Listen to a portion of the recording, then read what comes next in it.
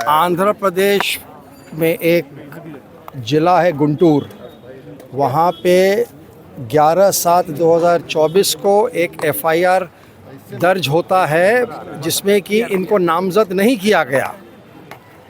और ये एफआईआर जो दर्ज होता है वो 14/5/21 में कोई घटना घटी थी। एक उस वक्त वाईएसआर रेड्डी गवर्नमेंट के एमपी थे, उनके ऊपर टॉर्चर के ऊपर घटना घटी थी। उनको आंध्र प्रदेश हाई कोर्ट ने बेल उनका खारिज किया था। वो उच्चतम सर्वोच्च न्यायालय चले गए। सर्वोच्च न्यायालय में जो उन्होंने पिटिशन फाइल किया था, जो एसएलपी दाखिल किया था, उसमें मिस्टर सुनील लायक के खिलाफ एक शब्द नहीं कहा गया था। ये घटना 21 मई 2025 की है। उनको वहाँ से सुप्रीम कोर्ट से बेल हो गया, वो जो एमपी साहब थे उनका। सरकार जब बदली 2024 में, तो इन्होंने एक एफआईआर दर्ज कराया गुंटूर ज़िला में, जिसमें कि उन्होंने कुछ लोगों का नाम लिया और इनका नाम एफआईआर में नहीं आया। उसके बाद गुंटूर पुलिस ने इनको एक समन्स भेजा कि आप हमारे यहाँ अपीयर होइए।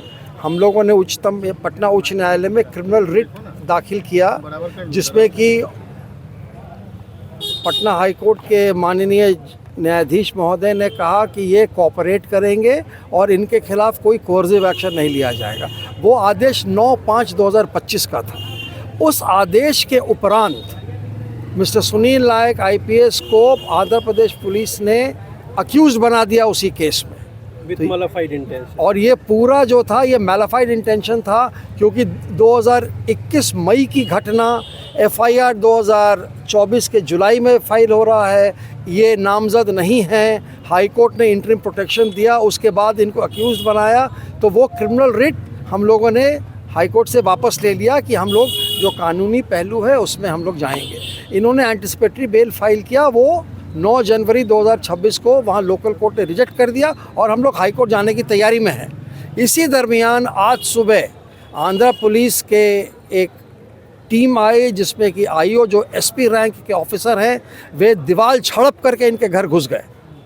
और इन्होंने फिर श्री कुणाल तिवारी जो मेरे बगल में खड़े हैं, नायक साहब के हम लोग बहुत पुराने लॉयर्स हैं, इनको फ़ोन किया। इन्होंने 6 बजे हमको फ़ोन किया। हम लोग उनके घर गए तो हम लोग ने उनसे प्रश्न किया कि आपके पास वारंट ऑफ अरेस्ट नहीं है, आपके पास ट्रांजिट रिमांड का कोई लोकल मैजिस्ट्रेट जो गुंटूर के हैं उनका कोई आदेश नहीं है, आपने सेक्शन 35 BNSS के अंदर जो आप दे रहे हैं कि हम इनको अरेस्ट कर सकते हैं, तो हम लोगों ने उसको पढ़ के भी सुनाया कि उसमें लिखा हुआ है the police officer may arrest not shall. May का मतलब है कि ये ज़रूरी नहीं है कि आप अरेस्ट कर ही लीजिए, लेकिन वो लोग उतारू थे कि नहीं हम इनको अरेस्ट करेंगे। तो हमने कहा कि आप अरेस्ट कर सकते हैं, आपका अधिकार है, लेकिन बिना ट्रांजिट रिमांड के आप इनको यहाँ से गुंटूर नहीं ले जा सकते हैं।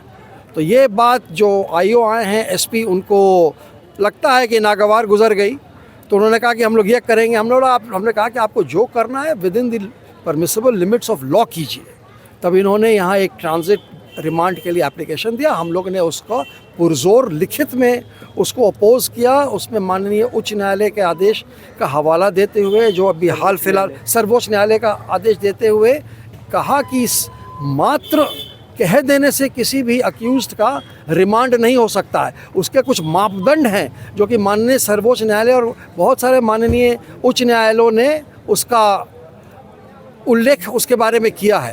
तो आदरणीय एसीजेएम साहब ने सब सुना हम लोगों को, और एक विधि सम्मत वेल रीजन्ड ऑर्डर से, जिसमें कि माननीय सर्वोच्च न्यायालय के आदेश, गौतम नौलखा के केस में जो आदेश माननीय सर्वोच्च न्यायालय ने किया था, उसका हवाला देते हुए ट्रांजिट रिमांड को कानूनी ढंग से उसको खारिज कर दिया। खारिज किया है और कहा है कि आप अरेस्ट नहीं कर सकते, अरेस्ट आप नहीं कर सकते, और इनको कस्टडी से रिलीज़ कर दिया और कहा कि आपने जो अंडरटेकिंग दिया है कि हम 30 दिन के अंदर वहाँ जा करके जो भी कानूनी पहलू मेरे पक्ष में होगा उसका हम उपयोग करेंगे। वो उन्होंने ऑर्डर शीट में भी लिखवा दिया, और जो एफिडेविट दाखिल हुआ सुनील कुमार नायक जी के द्वारा, वो भी उन्होंने उसको रिकॉर्ड में लगा दिया। और ये भी लिखा अंतिम में आदेश में अपने कि 30 दिन के बाद ही आंध्र प्रदेश पुलिस इनके खिलाफ कोई कानून सम्मत कार्रवाई कर सकती है। 30 दिन तक कोई अरेस्टिंग, 30 दिन तक कुछ नहीं होगा इनको।